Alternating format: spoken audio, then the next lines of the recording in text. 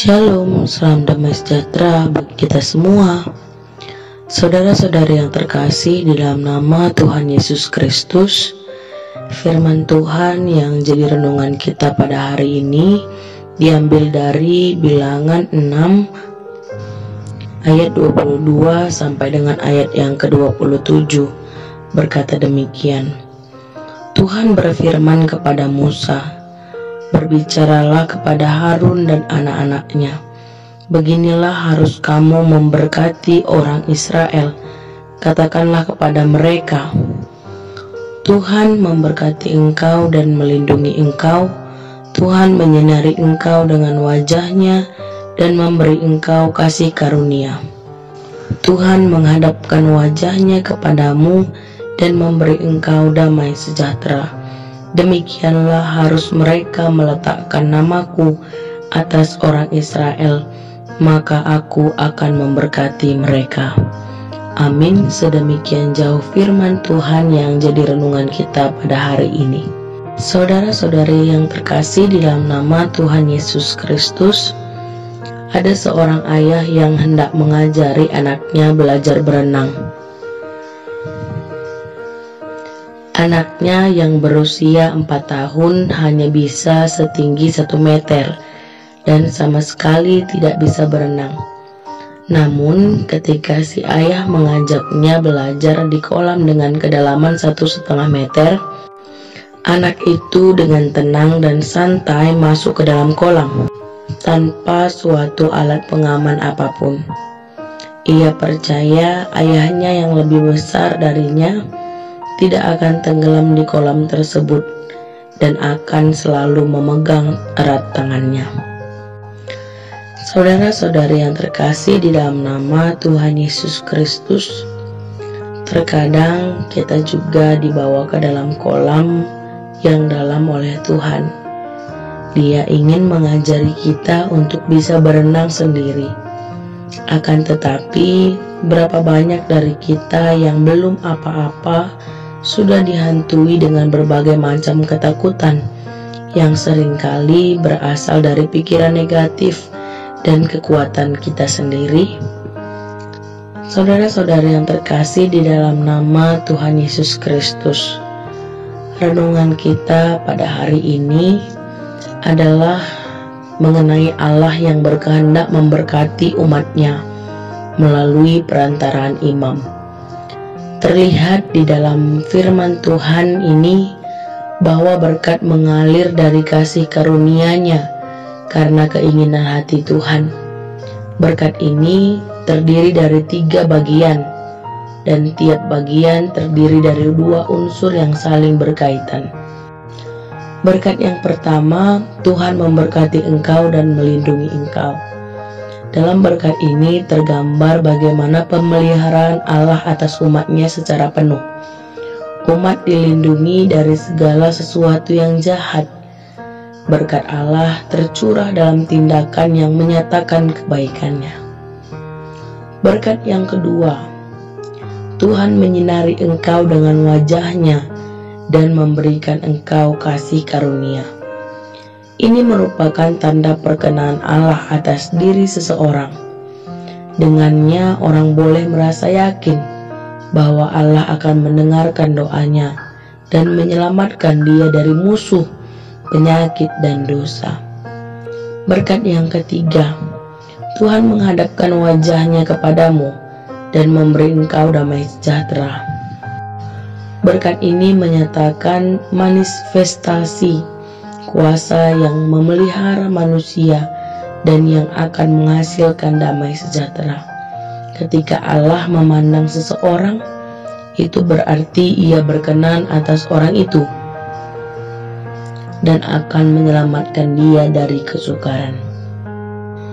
Ketika murid-murid Tuhan Yesus sedang dalam kekalutan menerima keadaan bahwa Sang Guru telah dihukum mati dengan cara disalibkan, Tuhan Yesus setelah kebangkitannya menampakkan diri kepada mereka dengan mengucapkan, damai sejahtera bagimu. Dalam Yohanes 20 ayat 26 berbicara tentang hari kemudian di mana murid-murid berada kembali dalam rumah itu dan Thomas bersama-sama dengan mereka. Sementara pintu-pintu terkunci, Yesus datang. Ia berdiri di tengah-tengah mereka dan berkata, "Damai sejahtera bagi kamu." Kata damai sejahtera, shalom, pada ayat 26. Ini biasanya kita terjemahkan dengan kata selamat, damai, atau sejahtera. Namun shalom berarti sehat walafiat. Ketika pemazmur mengadu karena seluruh badannya terasa sakit, ia menyebut bahwa tulang-tulangnya tidak berada dalam keadaan shalom.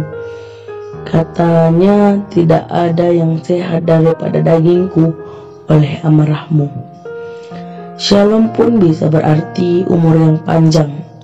Shalom berarti meninggal dunia setelah menempuh hidup yang penuh arti. Shalom itu dijanjikan kepada Abraham oleh Tuhan, tetapi engkau akan pergi kepada nenek moyangmu dengan sejahtera. Engkau akan dikuburkan pada waktu telah putih rambutmu. Dan shalom juga berarti selamat atau terhindar dari ancaman dan bahaya. Shalom juga berarti hidup rukun dengan baik. Yang berikutnya adalah shalom, yang berarti hidup rukun dengan orang lain. Ada hubungan yang baik, terlebih-lebih dalam keluarga. Bahkan shalom itu bisa meluas dengan sahabat. Dan Yonatan berkata kepada Daud, "Pergilah dengan selamat. Bukankah kita berdua telah bersumpah demi nama Tuhan? Demikianlah Tuhan akan ada di antara kamu dan engkau serta di antara keturunanku dan keturunanmu sampai selamanya." Jadi shalom adalah damai sejahtera dalam arti yang seluas-luasnya. Shalom bisa berarti keadaan. Shalom berarti tidak terganggu oleh penyakit malapetaka. Shalom berarti tidak ada keributan dan kekerasan serta perpecahan. Namun shalom adalah keadaan serasi dan selaras.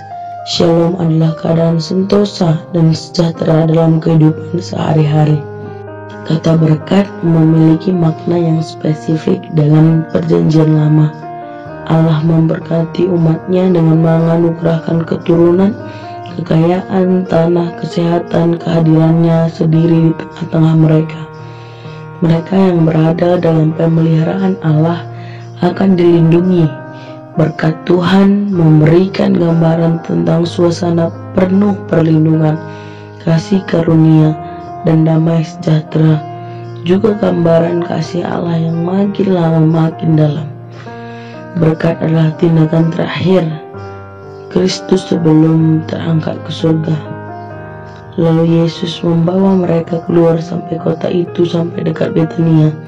Di situ mereka mengangkat tangannya dan memberkati mereka. Dan ketika ia sedang memberkati mereka, ia berpisah dari mereka dan mulai terangkat ke surga. Banyak orang yang cenderung dekat dengan Allah karena mengharapkan berkat-Nya. Ini tidak sepenuhnya, tetapi janganlah hanya mengharapkan berkat lalu menomorduakan sumber berkat. Kiranya kerinduan kita yang utama adalah kiranya hidup dekat dengan Allah dan menikmati berkat yang lahir dari kedekatan itu. Menikmati berkat yang sejati adalah membangun, adalah membagi itu sendiri dengan lingkungan kita. Saudara-saudara yang terkasih di dalam nama Tuhan Yesus Kristus, hari ini kita diingatkan bahwa sejak penciptaan Allah manusia, Allah Bapa, Allah Anak sudah menyatakan diri sebagai Roh Allah yang memberkati umatnya.